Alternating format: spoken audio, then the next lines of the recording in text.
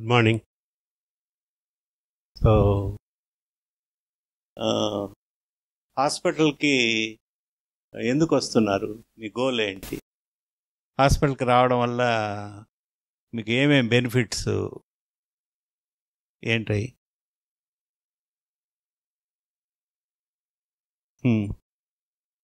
Baby గురించి ఏం benefits, mother గురించి ఏం బెనిఫిట్స్?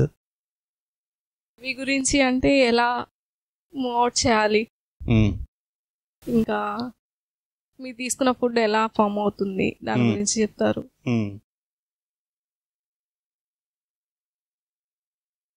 ఇంకా ఎక్సర్సైజ్, ఇంకా మెడిటేషన్ క్లాసెస్ ఇలా చెప్తూ ఉన్నారు. మేము ఫాలో అవుతూ ఉన్నాం. ఇంట్లో వీడియోస్ చూడమని చెప్పారు, వీడియోస్ చూస్తూ ఉన్నాం.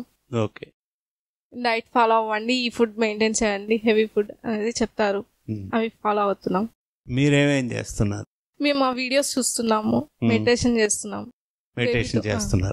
టాక్ టు బేబీ చేస్తున్నాం, అలా ఫాలో అవుతుంది. మెడిటేషన్ చేయడం వల్ల ఉపయోగం ఏంటి? మైండ్ రిలాక్స్ అవుతుంది, చాలా బాగుంటుంది. ఒక వీడియో చూపిస్తాను, దాని తర్వాత దాని గురించి మాట్లాడు. పాముకి పక్షిగుడ్లు దొరికినప్పుడల్లా వాటిని పగిలిపోకుండా మింగేస్తుంది. కానీ పాము ఈ పక్షిగుడ్లని కోరుకున్నా ఏమి చేయలేకపోతుంది. నిజానికి పెండ్యులం టిట్ అనే ఈ పక్షి తన గూడుని చెట్టు కొమ్మకి వేలాడదీస్తుంది. తద్వారా ప్రీడియేటర్ కోరుకున్నప్పటికీ అక్కడికి చేరుకోదు. కానీ పాము ఏదో ఒక విధంగా తన గూడికి చేరుకున్నా దాని గూడులో గుడ్లు కనిపించవు. ఎందుకంటే లోపల నుండి గూడు ఖాళీగా ఉంది. కానీ పాముకి మాత్రమే గుడ్లు గూడులో ఉన్న వాటికి కనిపించవు. ఎందుకంటే గూడుకి వెళ్ళడానికి 2 ఎంట్రన్స్లు అయితే ఉంటాయి. దాని నుండి ఒకరు 2 వేరువేరు గదులకి చేరుకోవచ్చు. ఇక్కడ ఒక గది ప్రత్యేకంగా పాముని మోసం చేయడానికి పక్షి తయారు చేసింది. ఇది ఖాళీగా ఉంటుంది మరియు దాని మార్గం ఎల్లప్పుడూ తెరిచి ఉంటుంది. మరియు ఎంట్రన్స్ దగ్గర దాగి ఉన్న ఆ గదిలో పక్షులు సురక్షితంగా ఉంటాయి. ఎందుకంటే గూడులో మరొక రహస్య గది ఉందని పాముకి తెలియదు కాబట్టి. అట్లా ఏముంది విషయం?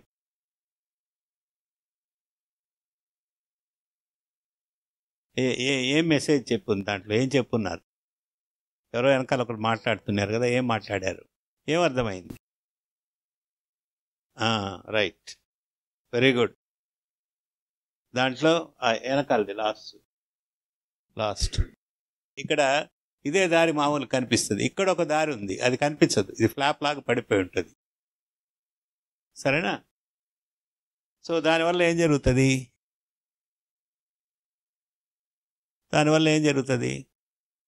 పాము గూడు లోపల వచ్చి చూస్తే అక్కడ అంతా ఖాళీగా ఉంటుంది. గుడ్లు ఎక్కడ ఉంటాయంటే వేరే దారిలో నుంచి పోయి గుడ్లు పెట్టి ఉంటుంది. అర్థమైంది కదా? సో దీని నుంచి మనం ఏం నేర్చుకోవచ్చు? మనకి ఏంటి మెసేజ్? పక్షికి ఎవరైనా ట్రైనింగ్ ఇచ్చారా గూడు ఎలా చేయాలనేది? ఇట్లా పాములు వస్తాయి, దానికంతా మనం కట్టుదిట్టంగా చేసుకోవాలి అని ఎవరు ట్రైన్ చేశారు దాన్ని? అంటే నేచరు పక్షులకి మాత్రమే ఇస్తుందా, అందరికీ ఇస్తుందా? అన్ని జంతువులు, మనుషులు? పక్షులకి, జంతువులకి ఆలోచించే శక్తి లేదు కాబట్టి వాటికి ఇచ్చిన శక్తిని అవి బాగా ఉపయోగించుకుంటాయి. మనిషికి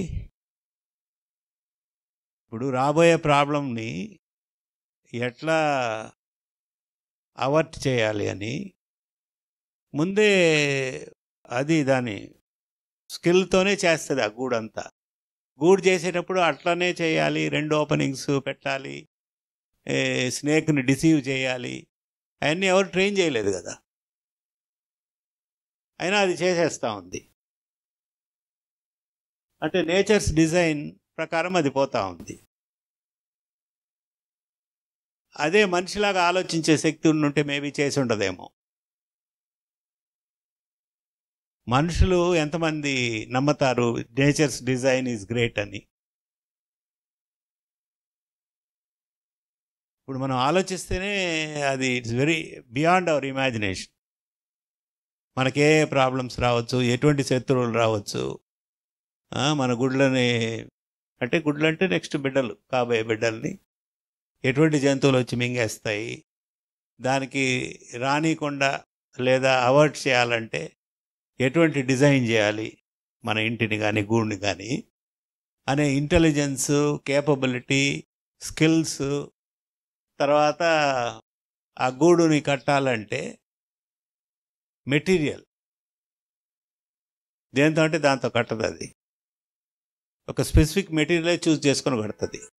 ఒక్కొక్క పక్షి ఒక్కొక్క మెటీరియల్ని చూస్ చేసుకుంటుంది. సో ఇంత వాస్ట్ నేచర్లో pin to pin everything has been designed. కానీ ప్రాబ్లమ్స్ ఎక్కువ మనుషులకి ఎందుకంటే వాళ్ళకి ఆలోచించే శక్తి ఉంది కాబట్టి దాన్ని సద్వినియోగపరచుకోకుండా తెలుసో తెలియకుండానో దుర్వినియోగపరచుకుంటాం. అది మన ఆలోచనల వల్ల కావచ్చు, పరుల ఆలోచనల వల్ల కావచ్చు. మేబీ కొన్ని నేను అనుకుంటాను జంతువుల్లాగా మనిషికి కూడా ఆలోచించే శక్తి లేకపోతే ప్రెగ్నెన్సీ వస్తుంది, డెలివరీ అయిపోతుంది, తర్వాత పెంచుతారు. మధ్యలో గ్యాప్ ఎక్కడ వచ్చిందంటే మనకు ఆలోచించే శక్తి ఉంది. That's the reason we don't believe nature will take care. ఇప్పుడు ఆ పక్షి ఆలోచించదు కదా, నేను గూడు కట్టగలనా లేదా, కట్టిన తర్వాత కూడా వస్తే ఎట్లా, ఇంకా అన్నీ ఏం లేవు. సో మనుషులు సుపీరియరా ఇన్ఫీరియరా దీంతో కంపేర్ చేసినప్పుడు వాటికంటే థింకింగ్ ప్రాసెస్లో ఇన్ఫీరియర్ అయ్యాం. మనకి ఒక వెపన్ చేతికి ఇచ్చారు, దాన్ని మిస్యూజ్ చేస్తే మనం ఇన్ఫీరియర్ బీయింగ్సే. దాన్ని ప్రాపర్గా యూజ్ చేసుకున్నప్పుడే మనం సుపీరియర్ అవుతాం.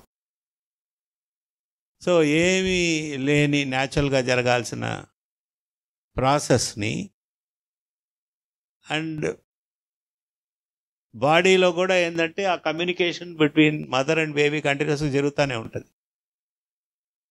ఇప్పుడు హ్యూమన్ బీయింగ్స్లో అయితే 9 months and 1 week 9 months and 1 week తర్వాత డెలివరీ పెయిన్స్ రావడం, డెలివరీ కావడం, ఆ టైము అదంతా ఎవరు డిజైన్ చేశారు?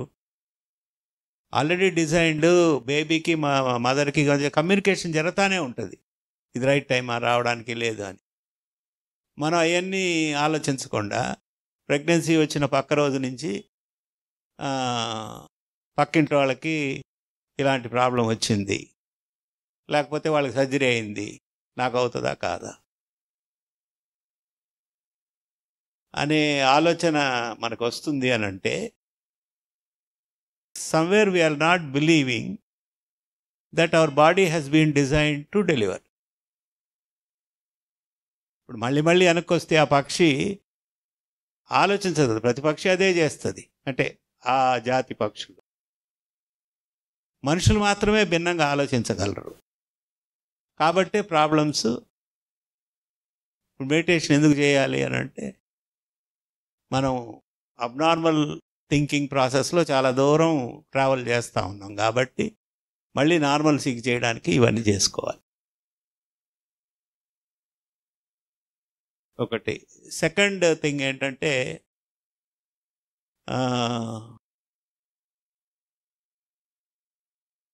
మూడు రకాలు ఉంటారు పేషెంట్స్లో కానీ మనుషుల్లో కానీ.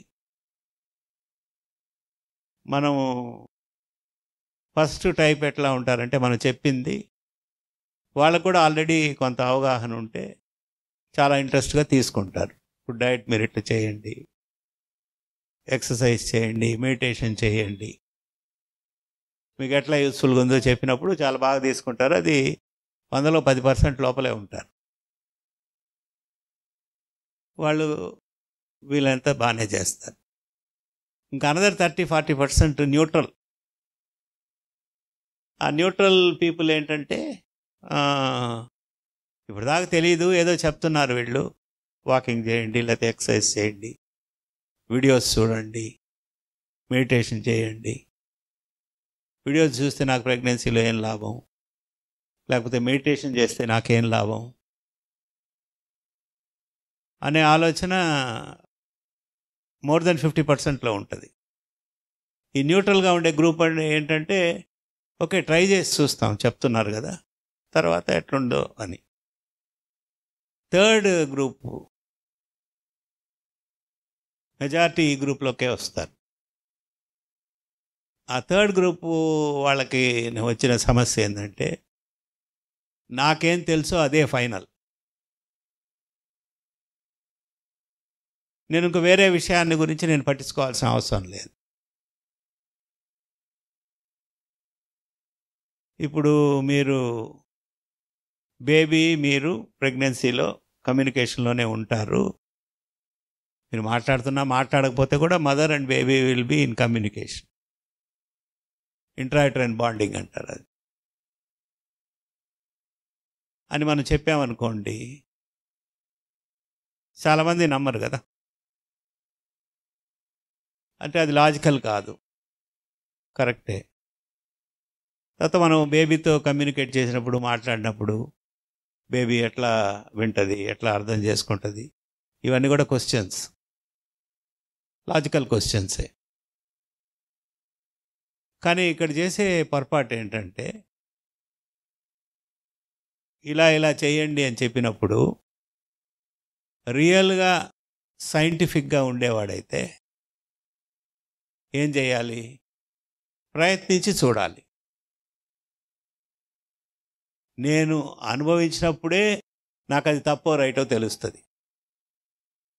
ఇప్పుడు మామిడి పండు తీపిగా ఉంటుందని నేను చెప్తాను అనుకోండి, లేదు నాకు వేరే వాళ్ళు చెప్పారు, వేరే టేస్ట్ అని నువ్వు అసలు గమ్మునుంటే అది ట్రూత్ దగ్గరికి పోలేము. నువ్వు తిని చూడాలి. తిన్న తర్వాత అది తీపిగా చేయదు అని చెప్పొచ్చు, నీ అనుభవం అదైతే. నేను ఎక్స్పీరియన్స్ చేయను, నాకేమి నాలెడ్జ్ ఉందో, నాకేం తెలిసే అదే ఫైనల్ అనేవాడు ఇంకా నెక్స్ట్ స్టెప్కి పోలేడు. సో ఎప్పుడైతే కాన్స్టెంట్గా కొత్త విషయాలు కూడా మనం తెలుసుకుంటామో అప్పుడే మనం ముందుకు పోతాం. అందువల్ల ఏది చెప్పినా ఫస్ట్ హ్యాండ్ ఎక్స్పీరియన్స్కి మించిన ప్రూఫ్ ఏది లేదు. చాలా విషయాలు చెప్తాం, ఇన్ఫర్టిలిటీ, పిల్లలు లేట్ అయిన వాళ్ళలో కూడా చెప్తాం, భార్యాభర్తలు కలిసి నడవండి, మెడిటేషన్ చేయండి, డయట్, ఇది నాకు ఉపయోగపడుతుందని ఆలోచన, నమ్మకంతో చెయ్యి. సిన్సియర్గా చేసిన తర్వాత నీకు కొన్ని అనుభవాలు వస్తాయి, అదే ఫైనల్.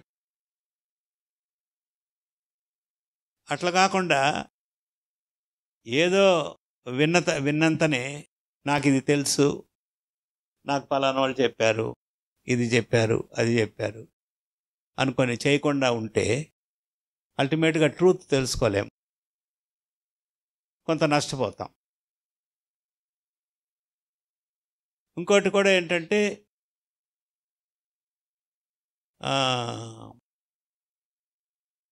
ఇప్పుడు మనకి డిజిటల్ మీడియా ఇవన్నీ అడ్వాన్సెస్ వచ్చిన తర్వాత, ఆర్టిఫిషియల్ ఇంటెలిజెన్స్, వితిన్ సెకండ్స్ ఏ ఇన్ఫర్మేషన్ అయినా మనం యాక్సెస్ చేయొచ్చు.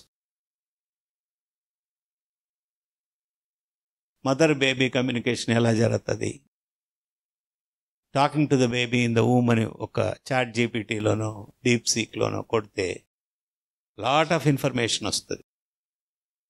ఆ ఇన్ఫర్మేషన్ ఆర్టిఫిషియల్ ఇంటెలిజెన్స్ నుంచి ఎక్కడి నుంచి వస్తుంది? ఆల్రెడీ లాట్ ఆఫ్ రీసెర్చ్ ప్రపంచం అంతా చేసి ఉన్నదాన్ని యాక్సెస్ చేసి మనకిస్తుంది. మనం పోయి ఆ రీసెర్చ్ ఆర్టికల్స్ అన్నీ చదవబడలే, ఇంట్రెస్ట్ ఉంటే చదవచ్చు. సో అటువంటి టూల్స్ మన చేతిలో ఉండి కూడా మనం ఉపయోగించుకోవట్లేదు. సో దీనికి కారణం ఏంటి అని అంటే, వన్ థింగ్ ఈజ్ కల్చర్. అది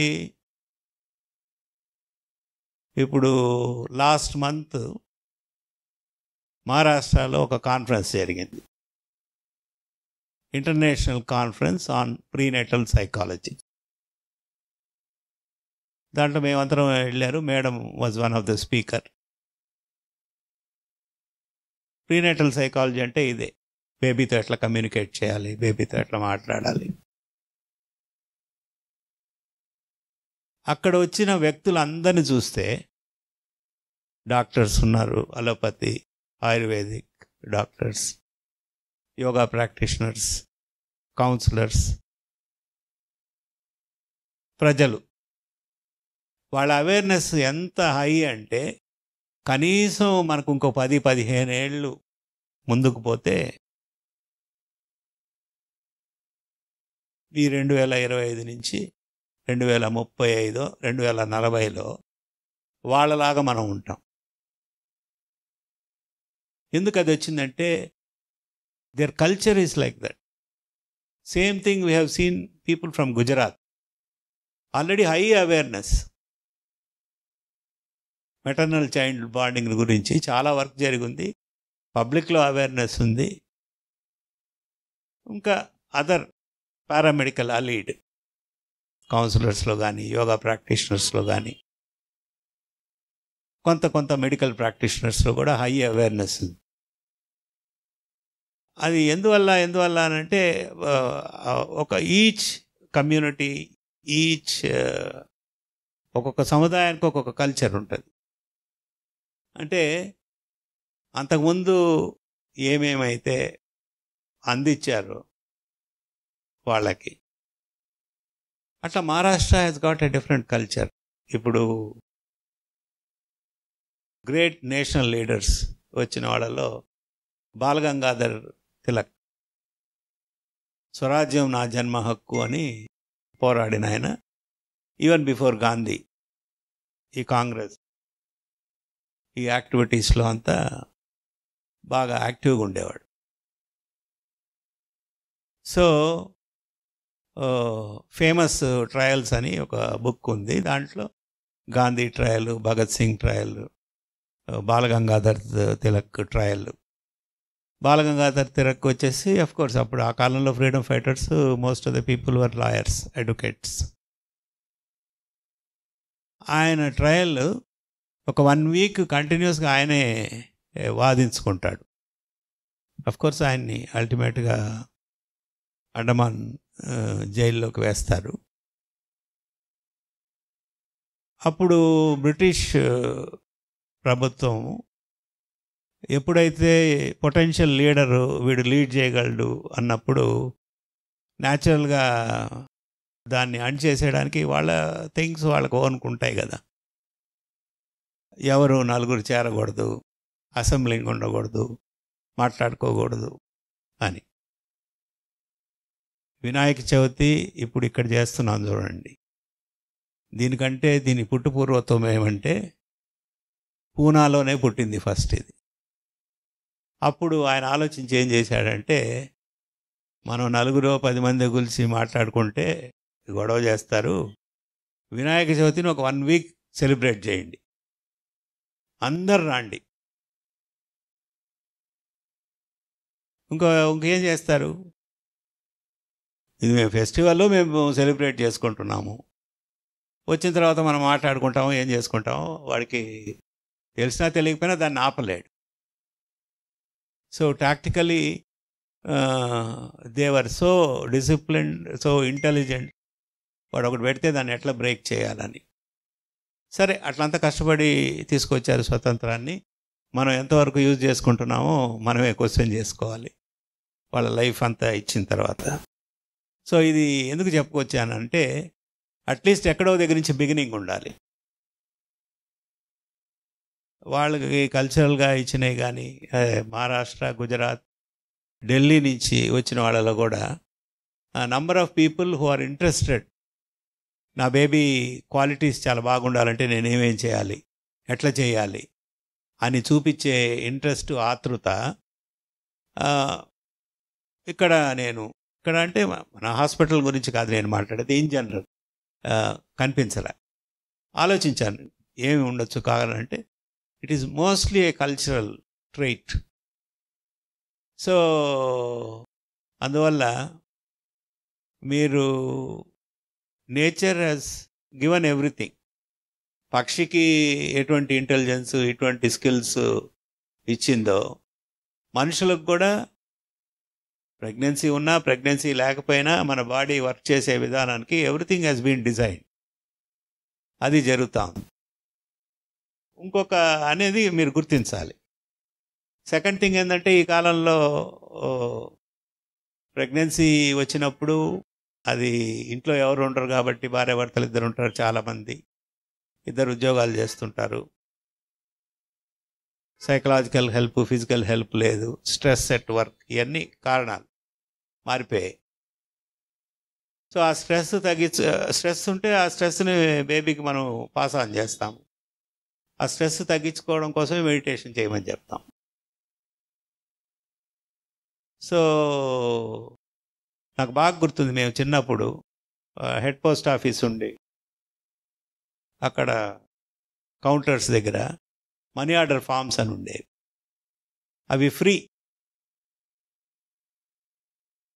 ఫ్రీగా కాబట్టి కొన్ని కాగితాలు తెచ్చుకునేవాళ్ళం. కొన్ని రోజుల తర్వాత ఇప్పుడు ఉందో లేదో మనీ ఆర్డర్ అనే ప్రాసెస్ ఉందో లేదో, కొన్ని రోజుల తర్వాత దానికి 5 పైసలు 10 పైసలు ఎంతో కొంత మనీ పెట్టారు. ఆ మనీ పెట్టినప్పుడే దాని విలువ, మనం అనవసరంగా పోయి తెచ్చుకొని చిత్తు కాగితంలాగా వాడుకోం. అందువల్ల ఇన్ని విధాలుగా ఇన్ని సంవత్సరాలుగా ప్రయత్నిస్తున్నా ఇంకా ఉపయోగించుకునే వాళ్ళ సంఖ్య ఎక్కువ కావాలి. సో అది ఎట్లా అంటే, ఒకసారి ఒక మీటింగ్కి ఒక డాక్టర్ని పిలిచారు. ఆయన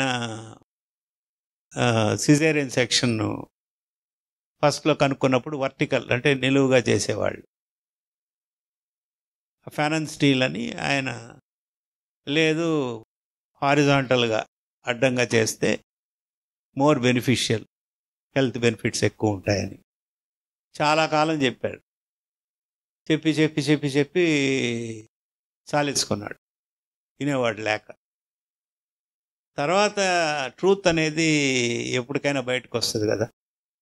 కొన్ని రోజులు అంతర్మదనం జరిగిన తర్వాత డాక్టర్లోనే ఒక కన్సెన్సస్కి వచ్చి సిజేరియన్ సెక్షన్ చేయాలంటే ట్రాన్స్ఫర్స్గా చేయడమే మంచిది అని. దానికి ఆయన పిలిచారు, మీరు మాట్లాడండి అని. ఆయన రాగానే చేతులు పైకెత్తి ఒకటే మాట చెప్పాడు, oh God, at last the battle has been one.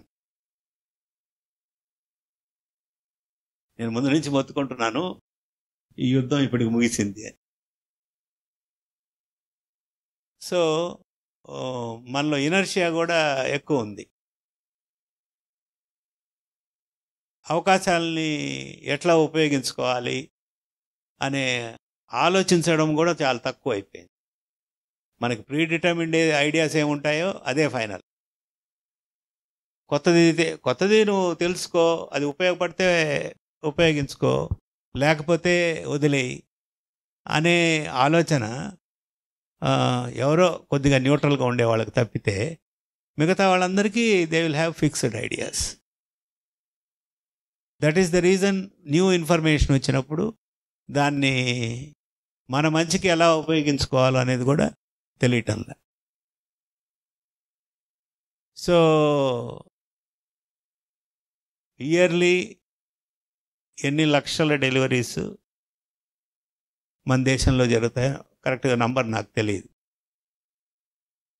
కానీ వాళ్ళందరికీ నాలెడ్జ్ ఉంటే డెఫినెట్గా ఇప్పుడు డెలివరీ అయ్యేదానికంటే కూడా బెటర్గా డెలివరీ అవుతారు, అంతవరకు నేను చెప్పగలను. కానీ చెప్పేవాడు ఎవడు, వినేవాడు అసలు లేడు.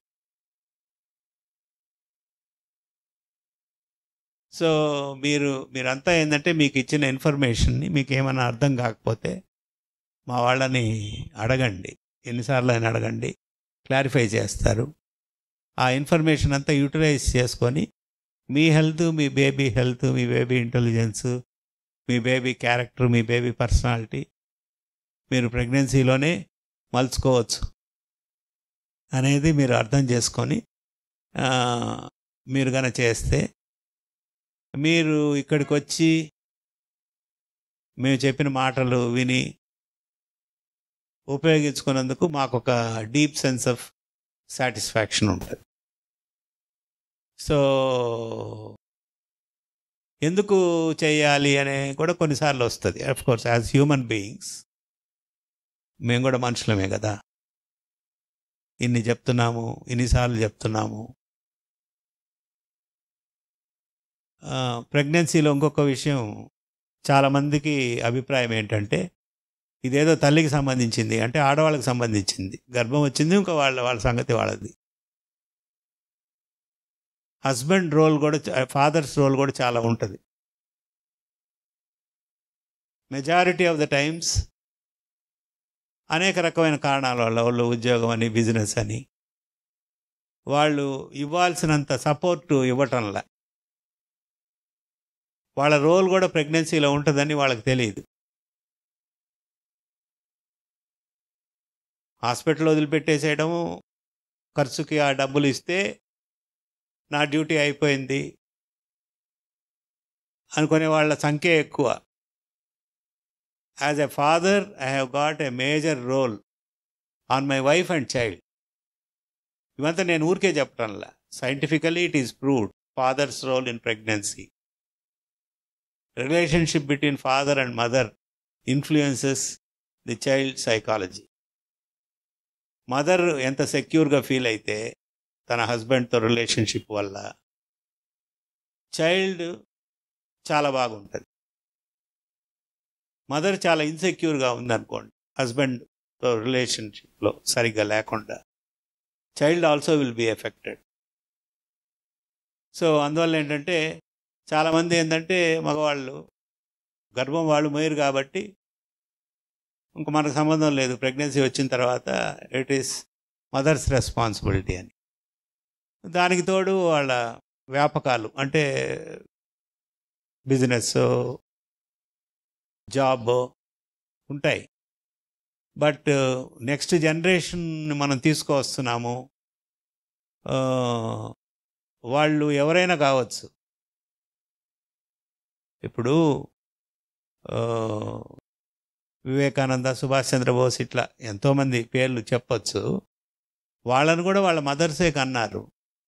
కానీ వాళ్ళ మదర్స్ ఎట్లా కన్నారంటే దే హ్యావ్ డిజైన్డ్. అందుకని అటువంటి చరిత్రలన్నీ చదవండి ప్రెగ్నెన్సీలో.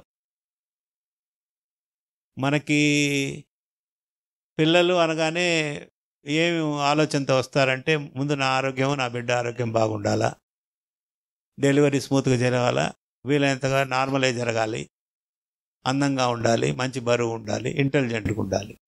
ఇంకా ఆ తర్వాత ఎక్స్ట్రా ఆలోచిస్తే బాగా చదువుకోవాలి, ఇంకా ఎక్స్ట్రా అదే మంచి పొజిషన్కి పోవాలి, డబ్బులు బాగా సంపాదించాలి, కంఫర్టబుల్గా సెటిల్ కావాలి.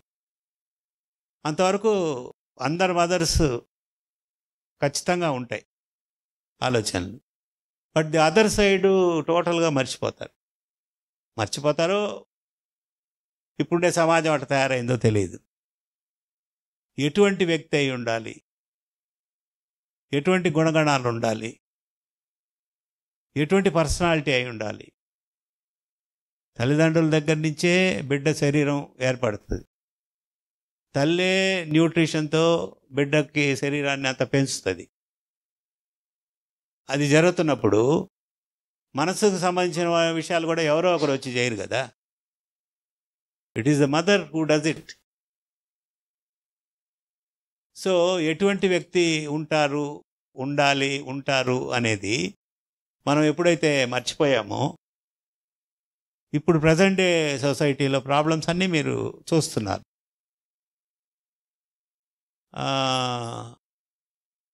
ఒక 50, 60, 70 ఇయర్స్ వాళ్ళని అడగండి. ఒకప్పుడు కూడా ఉన్నాయి, కానీ ఇప్పుడు ఎక్కువ.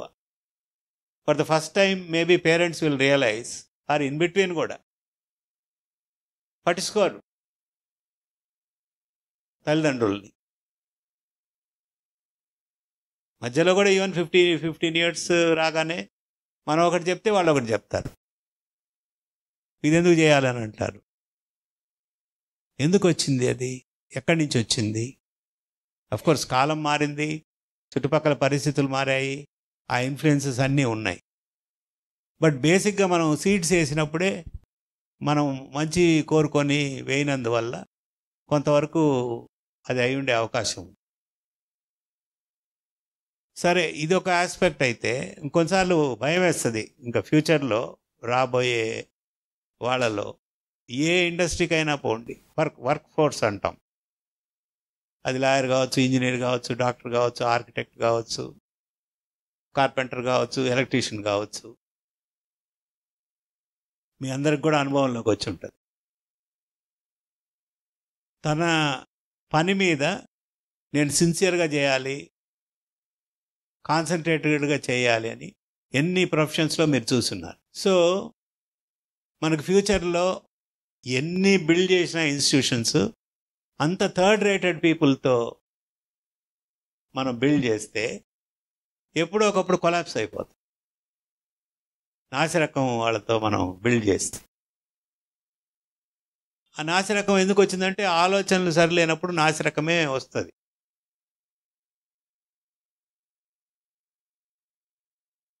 అందువల్ల ఏంటంటే ఇప్పుడు మనం అనుకోవచ్చు మనం ఎందుకు సరిగ్గా పని చేయాలి, సరే ఇది చేస్తే చాలే, అది చేస్తే చాలే అని చాలామంది కూడా అనుకుంటారు.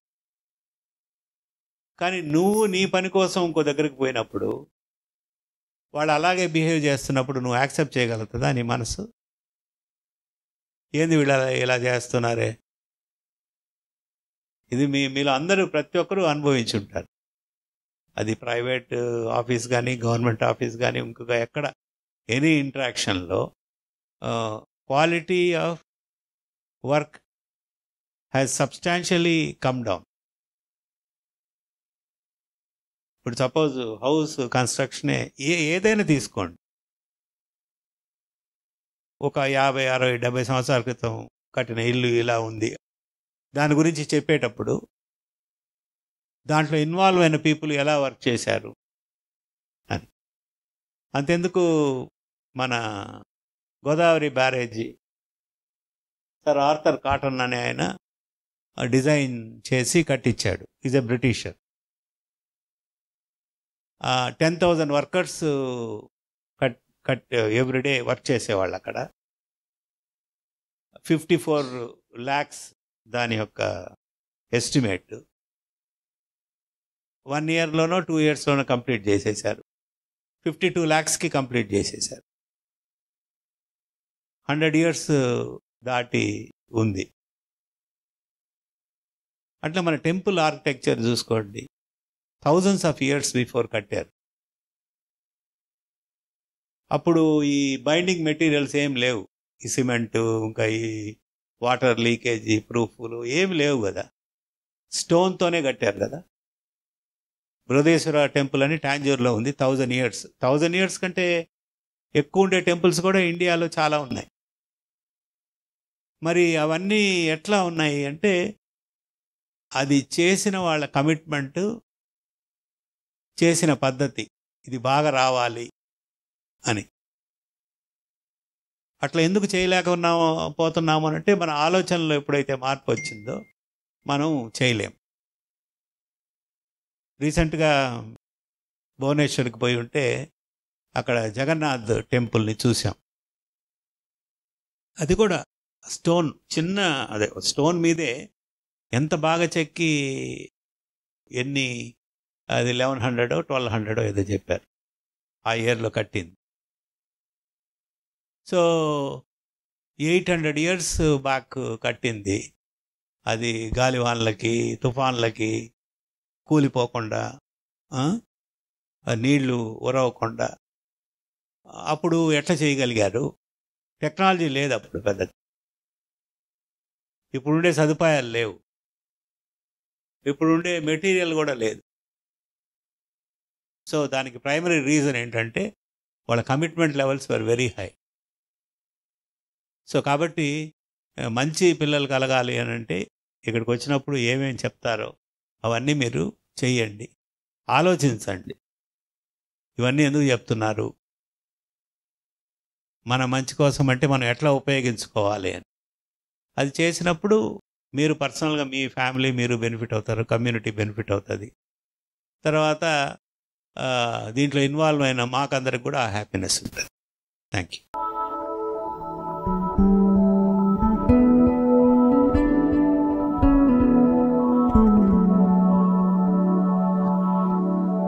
Thank you.